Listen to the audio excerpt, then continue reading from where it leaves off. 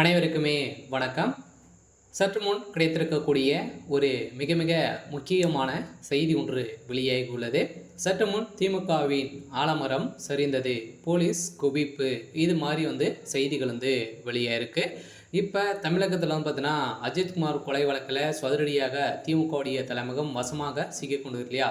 இவருடைய கொலை வழக்கில் திமுக பின்னணியில் இருக்காங்க அப்படின்றத இப்போ பார்த்தீங்கன்னா அதிரடியாக புகார் மேலே புகார்கள் எழுந்திருக்கு. இந்த புகாரின் அடிப்படையில் இப்போ அதிரடியாக பார்த்தீங்கன்னா கோயிலில் காவலாளியாக இருந்த அஜித்குமார் அவர்கள் பார்த்தீங்கன்னா நகை புகாரின் அடிப்படையில், நகை திருட்டு புகாரின் அடிப்படையில் இவர் போலீஸார் கைது செய்து இவர் ரகசிய அறையில் வைத்து இவர் கொலை செய்யப்பட்ட சம்பவம் பெரும் அதிர்ச்சியை ஏற்படுத்தியிருக்கு. சொல்ல பார்த்தீங்கன்னா இப்போ திமுகவுடைய தலைமை முதல்வர் ஸ்டாலின் அவர்கள் பார்த்தீங்கன்னா இதில் பேசியிருக்காரு. இவர் தான் பார்த்தீங்கன்னா பின்புலத்தில் இருந்து திமுக தான் செயல்பட்டு இருக்குது அப்படின்றத இப்போ பார்த்தீங்கன்னா நிறைய விமர்சனங்கள் எழுந்திருக்கு. ஸோ இதை பற்றி இந்த வீடியோவில் நம்ம முழுமையாக பார்க்கலாம். ஸோ அதுக்கு முன்னாடி நம்ம சேனலுக்கு இப்போ தான் நீங்கள் முதல் முறையாக வந்திருக்கீங்க அப்படின்னா மறக்காமல் நம்மளுடைய சேனலை சப்ஸ்கிரைப் பண்ணி சப்போர்ட் பண்ணுங்கள். ஸோ வாங்க வீடியோக்குள்ளே போகலாம்.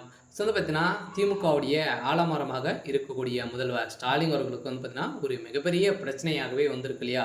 இந்த பிரச்சனையின் அடிப்படையில் சதுரடியாக பார்த்தீங்கன்னா கோயிலில் காவலாளியாக இருந்த அஜித்குமார் அவர்கள் பார்த்தீங்கன்னா சதுரடியாக வெளியில் இருந்த காரில் பார்த்தீங்கன்னா நகை திருட்டு போனது. இது நகை உரிமையாளர் பார்த்தீங்கன்னா அதிரடியாக புகார்கள் தெரிவித்திருந்த நிலையில் இந்த புகாரின் அடிப்படையில் நிகில்தா அவர்கள் பார்த்தீங்கன்னா அதிரடியாக சிவகங்கை மாவட்டத்தை சேர்ந்தவங்க.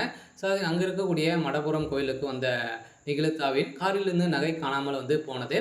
ஸோ இந்த வழக்கின் கோயில் காவலாளி அஜித்குமாரை அவருக்கு 29 வயது ஆகுது. விசாரணை என்ற பேரில் போலீஸார் அழைத்து சென்றிருந்த நிலையில் சரமாரியாக தாக்கிய சம்பவத்தின் அடிப்படையில் திடீர்னு பார்த்தீங்கன்னா லாக்காப்பிலேயே பார்த்தீங்கன்னா மரணம் அடைந்த சம்பவம் ஸோ அதிர்ச்சியை ஏற்படுத்திருக்கியா. ஸோ இந்த நிலையில் தான் திமுக ஆட்சி பார்த்தீங்கன்னா இதற்கு பின்பலமாக இருக்குது. ஒரு பக்கம் கொந்தளிக்க வழக்கு பதிவு செய்யாமலே அஜித்குமார் என்பதுனா சிறப்பு படை போலீஸார் விசாரணை நடத்தியிருக்காங்க. இந்த விசாரணை அடிப்படையில் கொலைவெறி தாக்குதல் நடத்தியதின் பின்னணி என்ன, யாருக்கு இதையெல்லாம் போலீஸார் செய்கிறார்கள் என்றெல்லாம் கடுமையான கேள்விகள் எழுந்திருக்கு. இந்த கேள்வியின் அடிப்படையில் தான் இப்போ அதிரடியாக அனைத்துக்குமே முதல்வர் ஸ்டாலின் அவர்கள் பார்த்தீங்கன்னா அவர்கிட்ட பேசியிருப்பார். இதை பேசிய அடுத்த 1 வீக்கில் ஒரு மணி நேரத்திலே பார்த்தீங்கன்னா இந்த மரணம் அடைந்திருக்கு.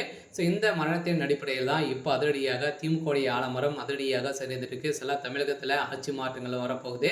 சில முதல்வர் ஸ்டாலின் அவர்கள் பார்த்தீங்கன்னா இப்போ அதிரடியாக கைது செய்யப்பட்டிருக்காரு. சில திமுக இருக்கக்கூடிய முக்கிய புள்ளிகளும் கைது செய்யப்பட்டிருக்காங்க. ஸோ இந்த நிலையை தான் திமுகவினரிடம் பார்த்தீங்கன்னா ரூபாய் 2 லட்சத்தை பார்த்தீங்கன்னா இழந்து உள்ளேன் என செய்தியாளர் பார்த்தேன். என்னை மருத்துவர் என்பது பொய்யான வாக்குறுதிகளை கொடுத்து இப்போ பார்த்தீங்கன்னா காலத்தையே மாற்றிருக்கு. சரி, ஓகே, இன்றைக்கான அப்டேட் இதுதான். மறக்காமல் நம்ம சேனலை சப்ஸ்கிரைப் பண்ணி சப்போர்ட் பண்ணுங்கள். தேங்க்யூ.